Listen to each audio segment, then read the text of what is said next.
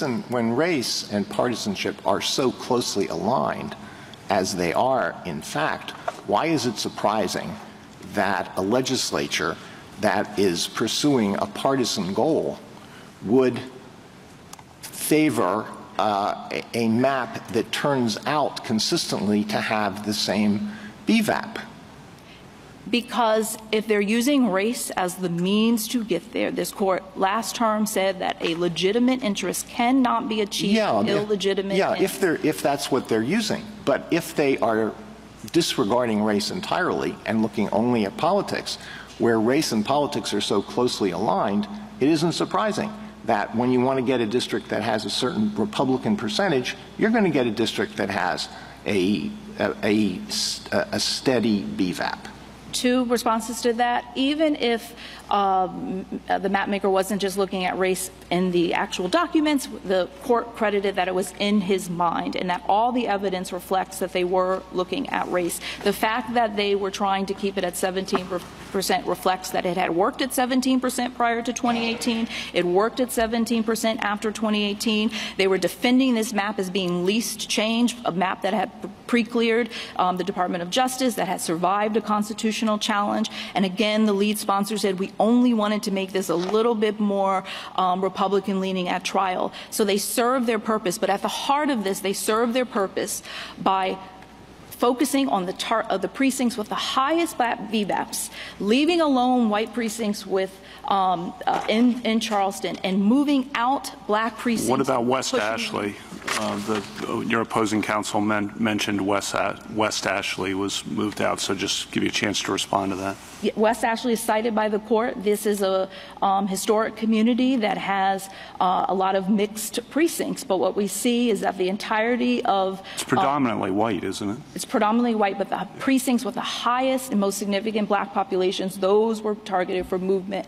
And the court recognized that, yes, white voters may be overall impacted by this map, but because this is a white versus register reality on the ground look by this three-judge panel, they recognized that there were some mixed precincts. There were white voters impacted, but the unrebutted expert evidence is that race was a better predictor for movement, and that black voters were significantly and disproportionately targeted for movement.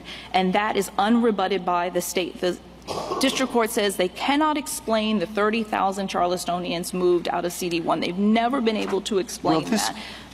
I'm sorry. Did you want to finish your sentence? They've never been able to explain that significant sorting, which complies with the question in Shaw. Yeah, I think this goes to what Mr. Gore claims is a very serious flaw in Dr. Ragusa's methodology. And I want you to talk about that. Maybe you have a good answer to his argument. So let's say the Republican legislature is intent on ensuring that District 1 has a Republican lead. Then, all else being equal, which of the following two precincts would they rather include in District 1? A district with a precinct with 3,000 residents that went 900 to 800 for Trump, 900 votes for President Trump, 800 votes for President Biden, or a precinct with the same number of residents, 3,000, that went 700 to 600 for Biden. 700 votes for President Biden, 600 for Trump. Which one would you rather include if you're a Republican legislature that wants to produce a Republican-leaning district? I would like to know two things with respect to the racial makeup of those precincts, because here we know that the legislature knew not only the partisan performance based upon the 2020 data, but they knew the racial makeup. Well, suppose you don't know anything. You don't know anything about race, which is what they claim. Not that they know any. They didn't take race into account at all. All you have before you are those statistics. 900 to 800 for Trump, 700 to 600 for Biden. You want to make it a Republican district. Which one do you want to keep in? The former, but if this case would be more like Cromartie if they were actually looking at pure partisan data and they were looking at partisan data, voting behavior over time to make predictions. But that's the problem. If I could just follow up, that is the problem they claim with Dr. Ragusa's methodology, because he says, no, you're going to, the one you want to keep is the one with the greater number of votes for President Biden. So you'd rather keep the district that went 900 to 800 for Trump because there are 800 Biden votes there, as opposed to the one that went 700 to 600 for Biden because there are fewer Biden votes there. But Dr. Ragusa, in his rebuttal report, I think pages 3 through 4, controls for the precinct size, and notwithstanding controlling for that in his analysis, determines that black voters were moved out, white voters were kept in or moved in, and that is unrebutted data. So what I just said is his methodology, is it not? He looked at the absolute number of votes for President Biden, not the percentage, not the net votes. And Dr. Ragusa testified about why looking at the total net was the better methodology than the percentages, and this was tested below, and the district court did not accept these arguments. And so this goes to, are we retrying expert testimony on appeal, or do 3 judges, consistent with White v. Register, consistent with Cooper, are there findings of fact and credibility determined given the deference that an appellate court is to give a unanimous opinion, where in light of the total record, it reflects that there was a racial target. It reflects that there was a significant sorting of black people. It reflects unrebutted expert evidence of race rather than party explaining the assignment of voters. It reflects a disregard of traditional redistricting principles, and all of that evidence in total is more than plausible in the record for the using race as a means to harm individual plaintiffs, Mr. Ty Scott, and members of the South Carolina NAACP. Justice Thomas. Justice Alito. I'm concerned about what has been said here about Mr. Roberts. And as I asked Mr. Gore about that, is it not true that he has a long record working for the legislature, and he has drawn maps for both Republicans and Democrats? Yes, the panel acknowledged he has 2 decades of experience in which he used race every time he was drawing maps in the past, but denied doing so in this case. I mean, at trial, Judge Gergel, is that the correct pronunciation of his name? Gergel. It is Judge Gergel, yes. Judge Gergel had complimentary things to say about him. He said, I mean, I know Mr. Roberts. He's a very precise guy. What I want is if that report, he's talking about a particular report, isn't accurate, and I'm persuaded if he tells me it's not, that's good enough for me. It's complimentary of his honesty, right?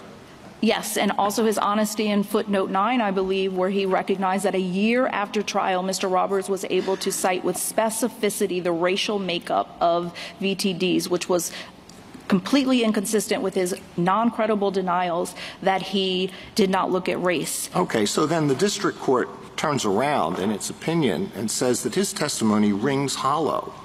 So that's a nice way of saying that he lied, right? Yes, and that's what this court acknowledged was the case in Cooper. It gave 3 reasons for it.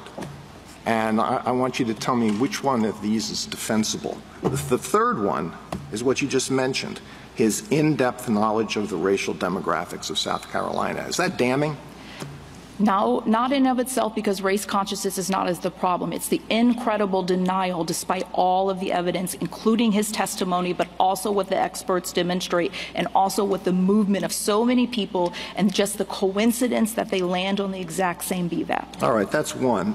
The second one is, Roberts failed to provide the court with any plausible explanation for the abandonment of his least change approach in drawing the Charleston County portions of congressional districts numbers 1 and 6, or the subordination of traditional districting principles, including maintenance of constituencies, minimizing divisions of counties, and avoidance of racial gerrymandering. So they say he gave no plausible explanation for that? That's correct. In fact, Mr. Roberts admitted he abandoned the core priority of least change. Didn't he say that he was aiming to produce a Republican district? The court ultimately accepted that legitimate goal, Your Honor, but the court recognized in Cooper that using race as a means to get there is constitutionally suspect. Isn't that a plausible explanation for all of those things? the court heard the testimony, and that testimony was not as persuasive as the racial movements, as the expert testimony that, again, they have the opportunity to the question is rebut. it a plausible reason? I mean, did they say, we don't believe Mr. Roberts because, you know, he had a shifty look on the stand and this is a guy with a partisan background? Did they say anything like that? They gave 3 reasons. No, Your Honor, it's plausible, but this court is not asked to look anew at the record, but to look at whether or not, in no circumstance would it be plausible that the outcome be what it is. And as a finding of fact, the court was correct. All right. So, and the last one is, he admitted that his movement of nearly 17,000 African Americans was inconsistent with the Clyburn staff plan for Charleston County that he claimed to be faithfully following. Right? Did he ever say, we followed exactly what Congressman Clyburn asked us to do? Did he ever say that? The state makes a big defense that their map is consistent with what Senator Clyburn or Representative Clyburn was seeking. The amicus brief shows that that is not what the record actually reflects. And more importantly, what the court found was that Representative Clyburn's partial map did not treat the area of West Ashley, which was so critical to the VTDs that were moved out, that sorted voters on the basis of race. The partial map that Representative Clyburn put forward did not harm West Ashley in the same way. Let me come back to the question I asked about why your experts did not produce an alternative map. Dr. Imai produced 10,000 maps, right? Correct. For one simulation. Yeah, he ran a simulation with 10,000 maps. He never considered politics. As Dr. Imai's testimony reflects, that he tested for the criteria that the state was saying they were using in their guidelines, the objective criteria. And Dr. Imai and Dr. Duchin's methods are merely useful in this case as further support, as the district court recognized, to show that race was a significant factor in the design. Well, in a case that's all about disentangling race and politics, how can we possibly give any weight to an expert report that did not take politics into account at all, purportedly? The district court was confronted with that question and relied upon Dr. Imai's testimony for the findings that it thought were probative or not of the issue. But we do have the Dr. Ragusa and the Dr. Liu unrebutted testimony that did disentangle race, and that served the purpose of an alternative map, because we can look at Figure 1 in the rebuttal report that Dr. Ragusa includes and look at the VTDs that were available to be moved in a white, heavily white precincts that were available to be moved in, and those simply were not moved in. So they serve the same purpose as an alternative. The defense expert, Ms. Sean Trendy or Trend, evaluated Dr. Ragusa's maps and found that Democrats would win District 1 in over 90% of the maps that Dr. Ragusa produced. Did Dr. Imai run a simulation using the political data as well, but then decide to shelve it when the results were not favorable to your client? That is not what I believe the record reflects, Your Honor. It just never occurred to him that politics might have something to do with this? Every expert, as I believe Justice Kagan said, is being tasked with particular questions. I do not believe that there's any requirement that every expert look at every decision that one might go into a map. Each expert looks at different things. Dr. Ragusa and Dr. Ragusa and Dr. Liu serve the purpose of disentangling and showing that race was more predictive than party affiliation. Dr. Imai and Dr. Duchin help counter this narrative that this was a race-blind draw when all of the evidence demonstrates otherwise. And frankly, Dr. Duchin's testimony looked at all of the traditional redistricting principles. And I would submit that these were all raised pre-trial, and this is the type of this is what trial courts are given the authority to do, not to have what is happening here, but is relitigating the validity of expert testimony that the court accepted. All right. Dr. Imai did not control for politics. Did the district court rely on Dr. Liu? The court did not specifically rely upon Dr. Liu, but his analyses as the amici of the political scientist who did the work in Cooper corroborate that he used the same methods that were faithful to Cooper, and his analyses substantiate Dr. Ragusa's and point in the same direction, that race was a better predictor than partisan. Did Dr. Duchin control for politics? She did in some of her analyses. If you look at one of her supplemental reports, she looked at how the maps would fare when you put particularly the candidates of choice of black voters on the map, and she determined that black candidates performed worse in the enacted map than generic partisan races, which are essentially white races. So that is one way that she looked at partisanship, but she did not do a disentangling method, if that is what you're getting at. Okay, last question. I'm sorry to go on for so long. Did Dr. Liu and Dr. Ragusa use the county envelope method? They both did, correct. Is that a sound method?